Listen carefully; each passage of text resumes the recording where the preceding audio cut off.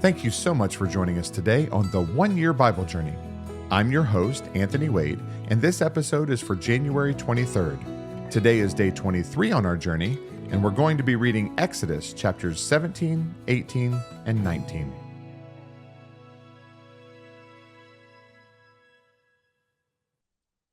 Exodus chapter 17. Then all the congregation of the children of Israel set out on their journey from the wilderness of Sin, according to the commandment of the Lord, and camped in Rephidim. But there was no water for the people to drink.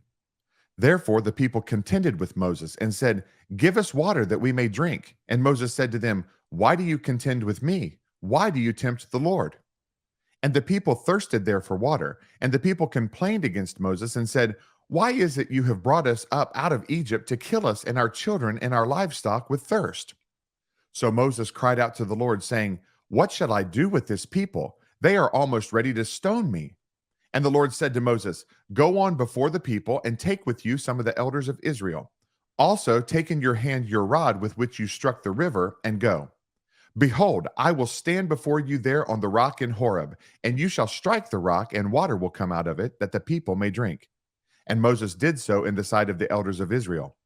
So he called the name of the place Massah and Meribah, because of the contention of the children of Israel, and because they tempted the Lord, saying, "Is the Lord among us or not?" Now Amalek came and fought with Israel in Rephidim. And Moses said to Joshua, "Choose us some men and go out, fight with Amalek. Tomorrow I will stand on the top of the hill with the rod of God in my hand." So Joshua did as Moses said to him and fought with Amalek. And Moses, Aaron, and Hur went up to the top of the hill. And so it was when Moses held up his hand that Israel prevailed. And when he let down his hand, Amalek prevailed. But Moses' hands became heavy, so they took a stone and put it under him, and he sat on it. And Aaron and Hur supported his hands, one on one side and the other on the other side, and his hands were steady until the going down of the sun. So Joshua defeated Amalek and his people with the edge of the sword. Then the Lord said to Moses, "Write this for a memorial in the book, and recount it in the hearing of Joshua, that I will utterly blot out the remembrance of Amalek from under heaven." And Moses built an altar and called its name, "The Lord is my banner," for he said, "Because the Lord has sworn, the Lord will have war with Amalek from generation to generation." Exodus chapter 18. And Jethro, the priest of Midian, Moses' father-in-law, heard of all that God had done for Moses and for Israel his people, that the Lord had brought Israel out of Egypt. Then Jethro, Moses' father-in-law, took Zipporah, Moses' wife, after he had sent her back with her 2 sons, of whom the name of one was Gershom, for he said, "I have been a stranger in a foreign land." And the name of the other was Eleazar, for he said, "The God of my father was my help, and delivered me from the sword of Pharaoh." And Jethro, Moses' father-in-law, came with his sons and his wife to Moses in the wilderness, where he was encamped at the mountain of God. Now he had said to Moses, "I, your father-in-law Jethro, am coming to you with your wife and her 2 sons with her." So Moses went out to meet his father-in-law, bowed down and kissed him. And they asked each other about their well-being, and they went into the tent. And Moses told his father-in-law all that the Lord had done to Pharaoh and to the Egyptians for Israel's sake, all the hardship that had come upon them on the way, and how the Lord had delivered them. Then Jethro rejoiced for all the good which the Lord had done for Israel, whom he had delivered out of the hand of the Egyptians.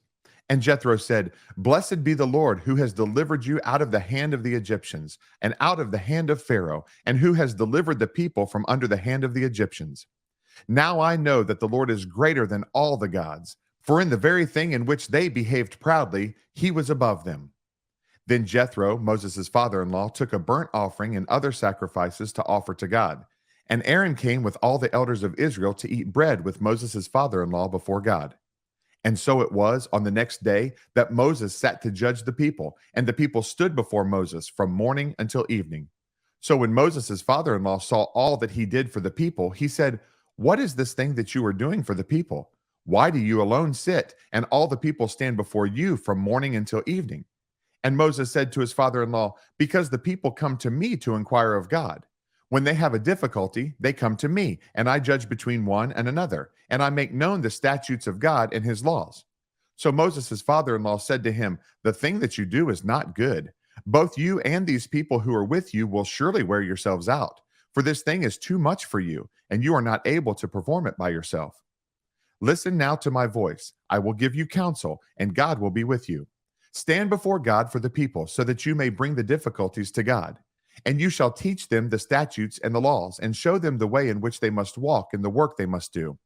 Moreover, you shall select from all the people able men, such as fear God, men of truth, hating covetousness, and place such over them to be rulers of thousands, rulers of hundreds, rulers of fifties, and rulers of tens. And let them judge the people at all times. Then it will be that every great matter they shall bring to you, but every small matter they themselves shall judge. So it will be easier for you, for they will bear the burden with you. If you do this thing, and God so commands you, then you will be able to endure, and all this people will also go to their place in peace. So Moses heeded the voice of his father-in-law and did all that he had said. And Moses chose able men out of all Israel, and made them heads over the people, rulers of thousands, rulers of hundreds, rulers of fifties, and rulers of tens. So they judged the people at all times. The hard cases they brought to Moses, but they judged every small case themselves. Then Moses let his father-in-law depart, and he went his way to his own land. Exodus chapter 19. In the 3rd month after the children of Israel had gone out of the land of Egypt, on the same day, they came to the wilderness of Sinai. For they had departed from Rephidim, had come to the wilderness of Sinai, and camped in the wilderness. So Israel camped there before the mountain. And Moses went up to God, and the Lord called to him from the mountain, saying, Thus you shall say to the house of Jacob, and tell the children of Israel, You have seen what I did to the Egyptians, and how I bore you on eagle's wings and brought you to myself. Now, therefore, if you will indeed obey my voice and keep my covenant, then you shall be a special treasure to me above all people, for all the earth is mine. And you shall be to me a kingdom of priests and a holy nation. These are the words which you shall speak to the children of Israel. So Moses came and called for the elders of the people, and laid before them all these words which the Lord commanded him. Then all the people answered together and said, All that the Lord has spoken we will do. So Moses brought back the words of the people to the Lord. And the Lord said to Moses, Behold, I come to you in the thick cloud, that the people may hear when I speak with you, and believe you forever. So Moses told the words of the people to the Lord. Then the Lord said to Moses, Go to the people and consecrate them today and tomorrow, and let them wash their clothes, and let them be ready for the 3rd day. For on the 3rd day the Lord will come down upon Mount Sinai in the sight of all the people. You shall set bounds for the people all around, saying, Take heed to yourselves that you do not go up to the mountain or touch its base. Whoever touches the mountain shall surely be put to death. Not a hand shall touch him, but he shall surely be stoned or shot with an arrow. Whether man or beast, he shall not live. When the trumpet sounds long, they shall come near the mountain. So Moses went down from the mountain to the people and sanctified the people, and they washed their clothes. And he said to the people, Be ready for the 3rd day. Do not come near your wives.